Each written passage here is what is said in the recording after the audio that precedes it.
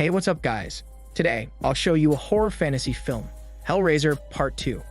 Spoiler ahead, watch out and take care. The movie begins with a man sitting on the floor inside a large and empty room. He is holding a puzzle box in his hand. On the bed behind him is his uniform, hat, and holster, indicating that he is a military officer. He touches the box, and electric sparks come out of it. The room darkens, and hooks spring out of the box and sink into his skin. He is taken into a new dimension, where he is tortured beyond belief. His skin turns gray, and unknown creatures cut his head, then place nails all over it.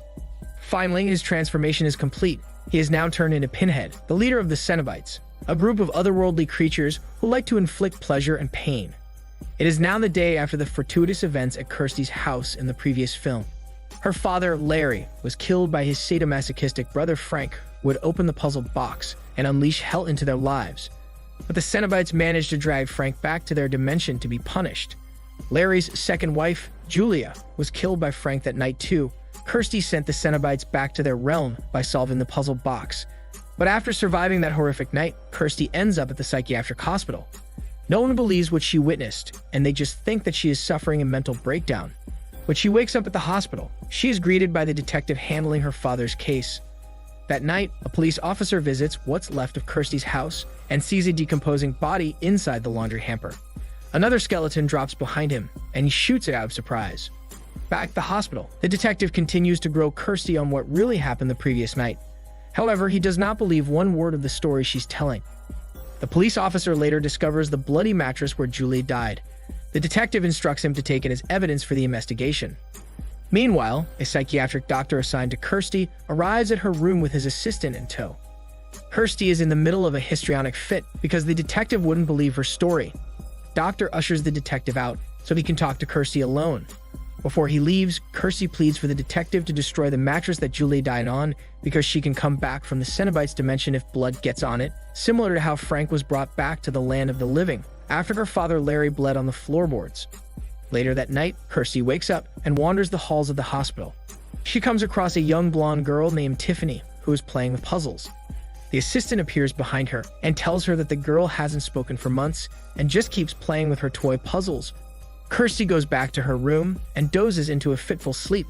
A short while later, she wakes up again and sees a vision of her skinless father sitting by her hospital room wall. He writes with his own blood that he is in hell and he needs Kirsty's help.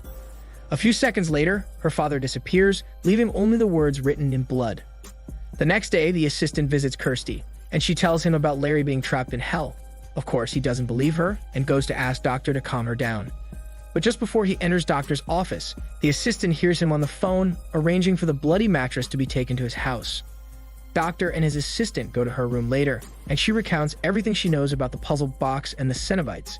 She tells them about her Uncle Frank and Julia's affair, and how she lured and killed hormone-rich men in order to bring Frank back to life. Later that night, the assistant sneaks into Doctor's house to find more clues about Doctor's motives. He sees Doctor's collection of puzzle boxes on display, as well as his extensive research on the Cenobites and their dimension. He even has a picture of Pinhead back when he was a human. Clearly, he has spent a long time trying to figure out the puzzle boxes and get to the Cenobites' realm. That's why when Doctor heard about Kirsty's story, he arranged to get the bloody mattress so he can finally go to the realm. Right then, Doctor enters the room and his assistant hides in the corner. Doctor has brought one of the patients from the hospital, a schizophrenic man who sees maggots gnawing on his arm. He nudges the patient to sit on the bloody mattress and hands him a razor. The patient starts to slice himself to remove the imaginary maggots, and he bleeds on the mattress. A skinless skeleton slowly emerges from the mattress. It turns out to be Julia, back from the dead. The patient dies as Julia absorbs his blood. She then asks Doctor to help her, but he is frozen in shock. The next morning, Julia walks around Doctor's house and recoils at the sight of her skinless body in the mirror. He gently wraps gauze all over her body to prevent her from getting cold. She seduces him, and he surrenders to her hormone charms quite easily. In the short while since Julia has been back, Doctor has procured more mental hospital patients for her to feed on. His house is now full of emaciated corpses, and at last, Julia has fully regenerated back to her old body. Concurrently, the assistant visits Kirsty again and says that he believes her now, after everything he saw last night at Doctor's house. He also tells her about Doctor's puzzle boxes, and Kirsty gets the idea to steal one of the boxes so she can rescue her father from their dimension. The assistant expresses that he will go with her and help her. Soon after, the assistant leads Kirsty to Doctor's house, and the two enter through the same window he used last night. He leaves her behind in Doctor's study so he can check the rest of the house. She browses through Doctor's research and sees the picture of Pinhead. Meanwhile, the assistant encounters Julia, and she kills him in an instant and drains him of his essence. Kirsty follows the assistant and sees Julia again. They face off, and she gets Kirsty and knocks her to the floor. Doctor then enters the room with Tiffany, the mental patient who is good at solving puzzles. He kidnapped her so she could open the puzzle box and take him to the Cenobite's realm. They leave the girl inside the room, and she slowly figures out how to open the puzzle box. She enters the combination and finally summons the Cenobites. So Doctor and Julia walk through the portal and into the maze-like corridors of the realm. Meanwhile, Tiffany also enters the portal and finds herself inside a bizarre funhouse, where she sees a vision of her mother and a scary clown.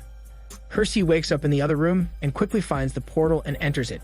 She screams her father's name and tries to find him, but the snaking passageways have no sign of Larry. Soon after, Kirsty ends up in a version of her childhood home. She sees a photograph of her mother and fondly smiles, but blood begins to drip all over the furniture, and she screams in horror. Suddenly, Pinhead and the other Cenobites appear, and she is now in a dark chamber with them. She tries to enter a combination in the puzzle box, but she can no longer send them back, like she did a few days before, since they are already in the Cenobites' realm. Kirsty tries to explain that she wasn't the one who opened the puzzle box, and she had just come to rescue her father. However, the Cenobites laugh, and Pinhead tells her that her father is in his own hell, and it's impossible to get him. Pinhead adds that she is free to explore the world as much as she wants, since she will be trapped there for eternity anyway. Kirsty runs and stumbles into Tiffany in the tunnels. She figures out that Doctor and Julia used Tiffany to open the puzzle box, and she tells Tiffany that only she can get them out by solving the configuration. Doctor and Julia continue their journey, and they arrive at a sprawling labyrinth. The god of hell, Leviathan, resides there, and Julia explains that she serves him. Doctor begins to see visions of his past in quick succession, including Tiffany's mother, and Julia pushes him inside the temple as a sacrifice to Leviathan. It turns out this is all part of the bargain that Julia struck with the god. She was allowed to come back to life in exchange for her sacrificing souls to Leviathan. On the other hand, Kirsty discovers the front door to her father's house at the end of the tunnel. She steps through it and sees a large stone cavern filled with lit candles. She walks on what looks like Julia's vanity table and sees tubes of lipstick and face powder scattered across the surface, along with a picture of her Uncle Frank. She turns and sees that all along the cavern are large holes, where gyrating skinless corpses covered with white blankets keep sliding in and out. Suddenly, Frank emerges from the shadows with his switchblade. He reveals that he pretended to be her father previously in order to lure her to the Cenobites' realm. The cavern is his personal hell where he is doomed to spend eternity, and the gyrating corpses are part of the torture. They tease and seduce him, but he can never touch them. Frank wants to trap Kirsty there with him, so he can have a companion. Kirsty pretends to play along with Frank's depraved desires, but she grabs a white blanket and throws it to the lit candles, causing an explosion that burns Frank's skin off. Due to that, he is now skinless, like he was when he first came back to life. Suddenly, the flames subside, and Julia enters the cavern with Tiffany. Frank is elated that Julia has come for him, fully believing that she still loves him and will obey him. But she steps closer to him, then brutally yanks his heart out of his chest. Julia is far from in love with Frank. In fact, she is seething with anger because he betrayed and killed her in the first episode. Meanwhile, Doctor exits the temple being a changed man. Using a similar method that created Pinhead, Leviathan transformed Doctor into a Cenobite too. He now has gray skin and wires covering his face. Tiffany and Kirsty run out of the cavern and into the hallways. She drops the puzzle box, a vacuum-like void appears, and the two girls hang on the walls for dear life. Julia follows them and picks up the puzzle box. However, she gets sucked into the vacuum, and her skeleton disappears into the void, leaving only her hormone-smelly skin and the puzzle box behind. Kirsty and Tiffany then find themselves in the labyrinth's version of the mental hospital. Inside is the newly transformed Doctor, who was also bestowed monstrous powers by Leviathan. They hide in a room, but quickly discover that Pinhead and the Cenobites are waiting for them there. All around the room are hanging hooks, waiting for their chance to torture another soul. The Cenobites are all excited to inflict pain on Kirsty. At that critical moment, she only has one solution left. She grabs the picture of Pinhead as a human that she saw when flipping through Doctor's research. Pleading, she explains that he was once a human, but was transformed into the sadistic torturer he is now. Furthermore, she also reminds the other Cenobites that they were human before too. Meanwhile, Doctor enters the room and tries to go after Tiffany. Luckily, Kirsty's method works, and the Cenobites are emotionally moved to defend the two girls from Doctor. Pinhead uses the hooks to restrain Doctor, but he easily cuts them and kills the Cenobites one by one until it's only Pinhead left. The two face each other, and Doctor hits Pinhead and wounds him. With every hit, a part of Pinhead changes back to human until he is mortal once again and therefore can be terminated to death. He gives Kirsty a final look and silently urges her to run. The two girls flee the room, and Doctor delivers a death blow to the mortal Pinhead. The deadly blow job gives Tiffany and Kirsty a chance to run toward the hallways. Tiffany realizes that she needs to solve the puzzle box, so they head back to Julia's remains and she grabs it. She then goes to the labyrinth and experiences flashbacks to her past. Her mother had gone to Doctor for help because she was obsessed with puzzles. But instead of helping her, Doctor used her to solve his puzzle boxes and even killed her mother so he can keep Tiffany. Doctor suddenly appears and yanks Kirsty with his GPS tentacle.